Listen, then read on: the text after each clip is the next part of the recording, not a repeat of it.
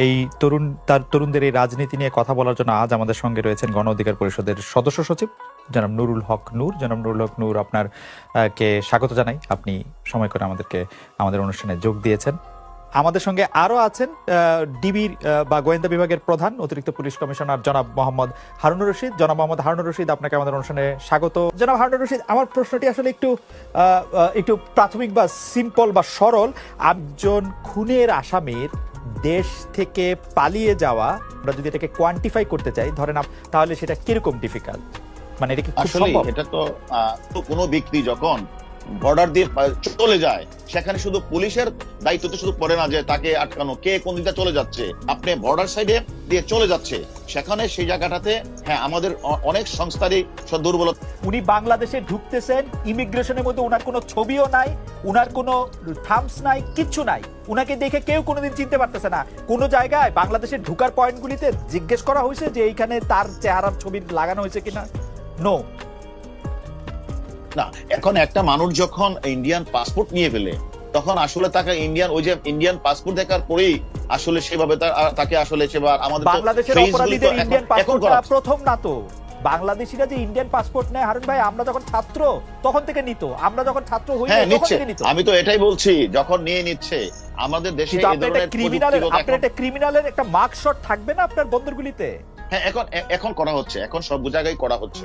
India থেকে আসামি নিয়ে আসছি আমরা, কিন্তু এখন প্রযুক্তিগত দিক দিয়ে কিন্তু আমরা এখন মানে যে কোনো ঘটনায় ঘটছে আমাদের সেই ঘটনার কিন্তু যে ক্লু আমরা কিন্তু বের করার চেষ্টা করছি। এবং যেহেতু উনি এখন ভারতীয় নাগরিক বলে নিজেদের দাবি করছেন, আপনারা কি আপনাদের ইন্ডিয়ান কাউন্টার পার্টির সাথে কোনো রকম কোনো যোগাযোগ করেছেন কিনা? হ্যাঁ, আমরা অলরেডি, এবং সেখানে কি বলা হয়েছে? আমরা অলরেডি ইন্ডিয়ান পার্টির সাথে কথা বলেছি। আমরা অলরেডি আমাদের বাংলাদেশে ইউএর যে অ্যাম্বাসেডর, তার সাথে আমি নিজে দেখা করেছি এবং ইন্ডিয়ার প্রতিনিধি বাংলাদেশ তাদের সাথে কথা বলেছি। আর দেশের বাইরে আপনার জমি, জিরা, টাকা পয়সা, সম্পত্তি এগুলো কয়েকশো কোটি টাকা আছে। কেউ তো জোর দিয়ে বলেন মার্কিন যুক্তরাষ্ট্রে প্রায় 100 কোটি টাকা সম্পদ রয়েছে। শোনেন, এটা তো আপনি খুব ভালো বাহিরে থাকেন, আপনি এটা ভালো বুঝেন। হারুনের ওয়াইফ মার্কিন যুক্তরাষ্ট্রে 1523 কোটি টাকা এফবিআই এর হাতে আটক। তাহলে মার্কিন যুক্তরাষ্ট্রে এফবিআই এর হাতে আটক হলে বাংলাদেশের কনসুলার, এম্বাসি থেকে শুরু করে বাংলাদেশের গোয়েন্দা কেউ জানবে না, শুধুমাত্র ওই লন্ডন ভিত্তিক একটা পত্রিকাই জানবে। আর আমার বিষয় এটা হলো একটা কথা। আরেকটা বিষয় হচ্ছে, সেখানে যদি তথ্য তার কারো থেকে থাকে, তারা স্পেসিফিক তো বলবে হারুনের আমেরিকাতে বা লন্ডনে ওই বাড়িটা হারুনের।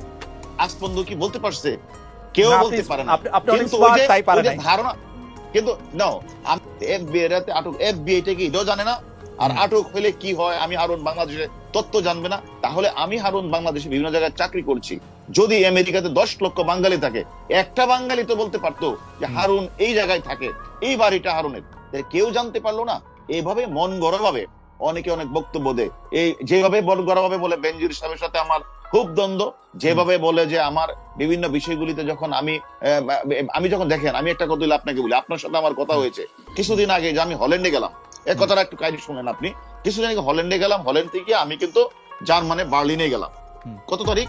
সেখানে 20 তারিখ গেলাম, 21 তারিখ আমি বার্লিনে গেলাম। সেখানে 19 তারিখে নিউজ আসলো যে হারুন মার্কিন যুক্তরাষ্ট্রের সম্পত্তি পাহারা দিচ্ছে। আপনার বিদেশে কোনো টাকা আছে কিনা? সৌদি আরব, মালয়েশিয়া, আমেরিকা, ইউরোপ? আমার টাকা যদি থাকেই আমি তো বলবোই আমার টাকা নাই। আমি আমার চাকরিকালীন সময়ে আমি কখনো কোনো বিষয়ে আমি আমার আইনকে প্রাধান্য দিয়েছি, আমার সিআরপিসি পিআরবিকে প্রাধান্য দিয়ে কাজ করেছি। আমি সাধারণ মানুষের পাশে কাজ করছি। আমাকে চলে যেতে হবে কেন? আমি আমার সঠিক কাজটা করছি। সঠিক কাজটা করতে গিয়ে আমি সকলের মন জয় করতে পারি না। আমি হারুন আজকে 2001 সাল থেকে আপনি যেটা বলেছেন, আমি কেন আলোচনায় আসি, আমি 2001 সালে চাকরি করতে আসলাম। আসার পরে আমি হয়তো আমার ব্যক্তি জীবনে, আপনি জানেন আমি ছাত্র জীবনে সবাই কোনো না কোনো দল করতেই পারে, আমি একটা দলের সাথে সম্পৃক্ত ছিলাম। কিন্তু যখন আমি চাকরিতে আসলাম, আসার পরে আমার চাকরি থেকে আমাকে বিদায় করে দেওয়া হলো। আমার কি অপরাধ ছিল? আমি তো চাকরিটাই করতে পারলাম না। আমি 2008 সালে আবার চাকরিতে আসার পরে আমি ঢাকা শহরে যতগুলি গুরুত্বপূর্ণ ঘটনা আছে, প্রত্যেকটি ঘটনার সাথে কোনো না কোনো আমি কাজ করেছি। কাজ করার কারণে আমি বিভিন্ন জায়গায় আমি আমার অবস্থান পরিষ্কার করেছি। আমি সাধারণ মানুষ, আমি খেতে খাওয়া মানুষ, আমার বাড়ি হলো গ্রামে, আমি হাওড় থেকে এসেছি। যেহেতু হাওড় থেকে এসেছি, আমি হাওড়ের জীবনযাত্রার সময় অবগত আছে। আমি প্রত্যেকটা গরিব মানুষ থেকে শুরু করে সকলের সাথে আমি মিশি এবং আমি আমার কথাগুলি পরিষ্কারভাবে কথা বলি, যার কারণে যত বড় ঘটনা ঘটে প্রত্যেকটি ঘটনার সাথে আমি সম্পৃক্ত হই এবং আমি কাজ করার চেষ্টা করি। সে কাজটা করতে গিয়ে আমি অনেকেরই উপকার করেছি, আবার অনেক সময় কারো উপকার করতে গিয়ে আবার কারো ক্ষতিও হয়েছে।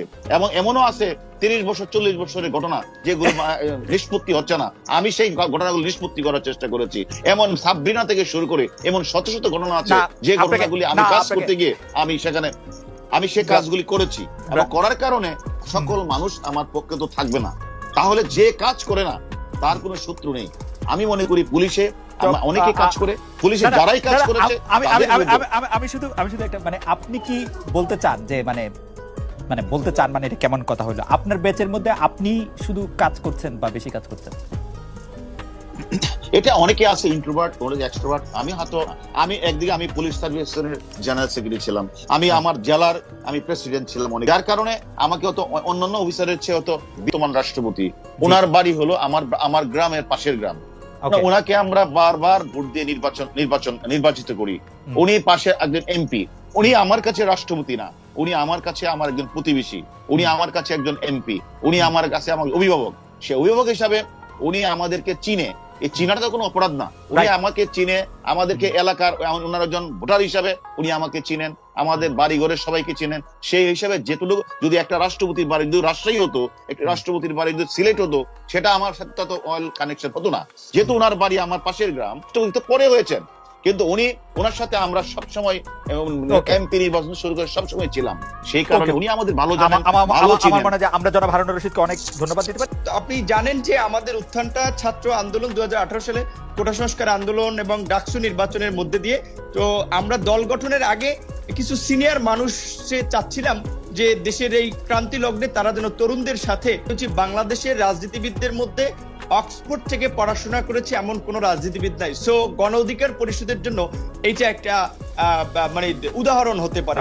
আমরা মনে করেছি তরুণরা যে আমরাও বিভিন্ন বিশ্ববিদ্যালয় কলেজের শিক্ষিত একদল তরুণ, সো তাকেও আমরা নিয়ে চলতে পারি, সেই বিবেচনায় আমরা শুরু করেছিলাম বলতে গেলে। এবং আপনার আহ্বায়ক কমিটি আপনি জানতে চেয়েছিলেন কিভাবে তাকে নিলাম, সেই প্রক্রিয়াটা ছিল আসলে সকলের আমাদের ছাত্র যুব শ্রমিক অধিকার যে অঙ্গ সংগঠন ছিল, ভ্রাতৃপ্রতিম সংগঠন ছিল, তাদের কাজ করে আমার একটা টিম নিয়ে। সো স্বাভাবিকভাবে একটা প্রত্যেকটা দলের একটা কোর এবং একটা গ্রুপ থাকে যারা সিদ্ধান্ত মেকিং করে থাকে। তো গণ অধিকার পরিষদ ছোট সংগঠন হলেও কিংবা তার আগে আমরা যখন রাজনৈতিক প্রক্রিয়া করবো, ছোট সংগঠন হলেও আমাদের একটা কোর গ্রুপ ছিল।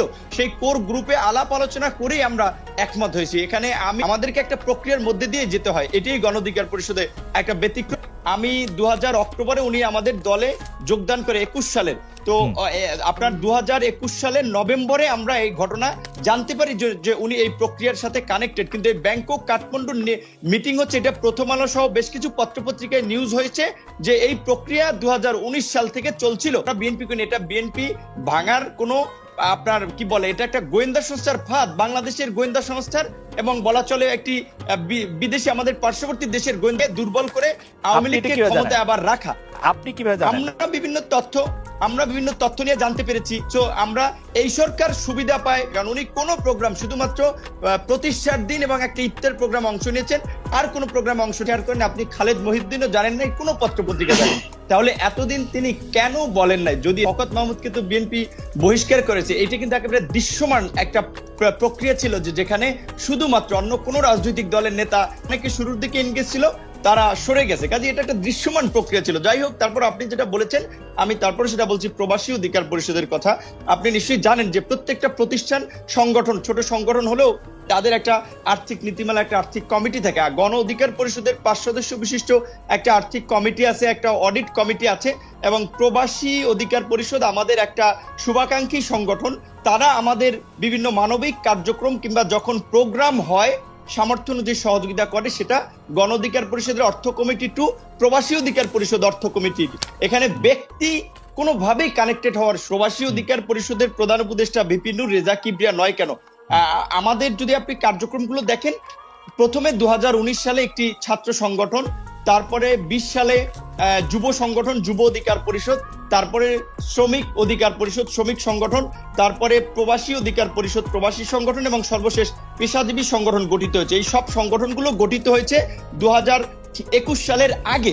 তখন আমি 2021 সালের 27শে মার্চ আমি ছাত্র যুব শ্রমিক পেশাজীবী অধিকার পরিষদের সমন্বয়কারী হিসেবে আমি দায়িত্ব পাই 2021 সালের 27শে মার্চ, এবং প্রবাসী অধিকার পরিষদের তার আগে থেকে প্রধান উপদেষ্টা ছিলাম। রেজা কিবরিয়া আমাদের সাথে যুক্ত হয়েছেন 2021 সালের 26শে অক্টোবর দল ঘোষণার পর। তো এই ছাত্র যুব শ্রমিকের যে আমি সমন্বয় কিংবা প্রবাসী অধিকার পরিষদের প্রধান উপদেষ্টা, এটি কিন্তু আগে থেকেই চলে আসছিল। তারপরেও আমি রাজনৈতিক দলের সদস্য সচিব হওয়ার পরে ছাত্র যুব শ্রমিক আমাদের অঙ্গ সংগঠনগুলো পরিচালনায় 5 সদস্য বিশিষ্ট উপদেষ্টা, প্রবাসী অধিকার পরিষদের 10 সদস্য বিশিষ্ট উপদেষ্টা করে দিয়েছি। তারা আমাকে প্রধান উপদেষ্টা হিসেবে সম্মানিত করেছে, ওই সংগঠনের প্রতিষ্ঠাতা সংগঠকদের একজন, যেটা শুরু থেকে আমি ছিলাম, এটাই। আর এর বাইরে কোনো না। রাজনৈতিক দলের নির্বাচন কমিশনের বিধিমালা অনুযায়ী প্রবাসী কোনো অঙ্গ সংগঠন থাকতে পারবে না। সেই বিবেচনায় তারা, যেহেতু আমি আগে থেকে ছিলাম, আমাকে রেখেছে। রেজা কিবরিয়া আমাকে দুজনকে রাখেনি যাতে নিবন্ধন পেতে কোনো ঝামেলা না হয়। আপনি প্রবাস থেকে কি পরিমাণ টাকা পেয়েছেন গণ অধিকার পরিষদের জন্য? সেটা আমাদের অর্থ কমিটি এবং অডিট কমিটি বলতে পারবে, কারণ এটা তো আমি জানি না, অর্থ কমিটি এবং অডিট কমিটি বলতে পারবে। আচ্ছা, আপনি কি এরকম একটি অভিযোগ আছে যে এই যে কথিত এজেন্ট, বিদেশি এজেন্ট, যেসব অভিযোগ আপনি এনেছেন, মাসুদ করিম বা এনায়েত করিমের সাথে আপনার আগে পরিচয় হয়েছে না রেজা কিবরিয়ার আগে পরিচয় হয়েছে? কারণ কি, আমি কেন এই প্রশ্নটি তুলছি, আপনি এখন যে মাসুদ করিমের সাথে রেজা কিবরিয়ার সখ্য, লেনদেন ও ষড়যন্ত্রের কথা তুলছেন, তা আপনি আসলে অনেক আগে থেকে জানেন, কিন্তু আপনি এ নিয়ে চুপ ছিলেন। আপনার মোসাদের কানেকশন নিয়ে প্রশ্ন করার কারণে কি আপনি এই বিষয়ে প্রশ্ন তুলছেন কিনা এখন? নো খালেদ ভাই, আপনি আমাদের অবস্থান পরিষ্কার দেখেন। 18 তারিখ রাতে সমকালে নিউজ হয়েছে, সেখানে স্পষ্ট হয়েছে যে 18 তারিখ রেজা কিবরিয়ার বাসার ছাদে মিটিং হয়েছে, সেখানে রেজা কিবরিয়া যে কোনো মুহূর্তে অপসারণ হতে পারে কাউন্সিলের মাধ্যমে। এই বিষয়টা 18 তারিখ নিউজ হয়েছে, কারণ সে মিটিং এর বরাত দিয়ে, সেই মিটিং এর এজেন্ডাই ছিল রেজা কিবরিয়া কেন দলীয় প্রোগ্রামে না থেকে এই গোয়েন্দা সংস্থার ফাঁদের প্রোগ্রামে যাচ্ছে নিয়মিত। সো এই অভিযোগটা তো আগে থেকে আসছে এবং প্রোগ্রামটা দৃশ্যমান আগে ছিল। আমি কোনো নতুন অভিযোগ দেইনি এবং আমার ব্যক্তিগত কোনো অভিযোগ নেই, এটা দলের নেতাকর্মীদের অভিযোগ। এবং বিএনপি এ কারণে শওকত মাহমুদ সাহেবকে বহিষ্কারও করেছে। আপনি বিএনপির বহিষ্কারটা একটু পাশে রাখেন, কিন্তু 2019 সাল থেকে এই মাসুদ করিম এবং শওকত মাহমুদের সহায়তা নিয়ে আপনারা কি বেশ কিছু কর্মসূচিতে যোগ দেন নাই জনাব নূর? এবং একটা কিন্তু এরকমও আছে, আমি একটু আপনার অনুমতি নিয়ে একটু বলি, যে আপনি শওকত মাহমুদ মারফত মাসুদ করিমের কাছ থেকে 28 লাখ টাকা গ্রহণ করেছেন, এরকম একটা অভিযোগ আছে। হাইকোর্টের একটি সমাবেশে 5000 লোক নিয়ে উপস্থিত থাকার কথা ছিল, আপনি সেই সমাবেশে না হয় তারা টাকা ফেরত চেয়েছিল। এই অভিযোগ সম্পর্কে কি বলবেন?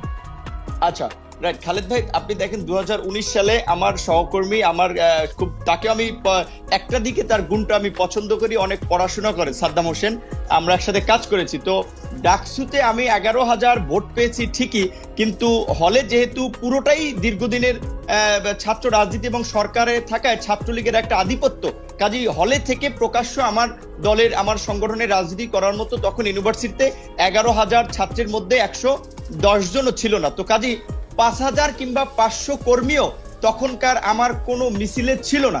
এটা আপনি তখনকার পত্রপত্রিকা দেখলে দেখতে পারবেন। তো এই যে অভিযোগ, এটা একেবারেই ভিত্তিহীন। এখন আমাকে আমার ইমেজ ক্ষুণ্ণ করার জন্য, আমাকে প্রশ্নবিদ্ধ করার জন্য এই সমস্ত কথাগুলো বলা হচ্ছে। এখন আমি একটা কথা আপনাকে বলি, আপনারই দরকার। কোনো টাকা নেই। আমি বলি, শওকত মাহমুদ একজন প্রেস ক্লাবের একাধিকবারের, আপনারই এই পেশার সাংবাদিকদের নেতা ছিলেন। প্রেস ক্লাবে বিভিন্ন প্রোগ্রামে গিয়েছি, সেমিনারে গেছি, তার সাথে দেখা হয়েছে, সাক্ষাৎ হয়েছে। আমার কাছে স্বাভাবিকভাবে আমি বলি খালেদ ভাই, আমাদের বিশেষ করে 2019 সাল থেকে, বিশেষ করে বর্তমান সরকারের অত্যাচার, নির্যাতন, নিগ্রহে আমাদের কাছে মনে হয়েছে যে এই ফ্যাসিবাদের পতন হওয়ার মধ্যে দিয়ে এই দেশের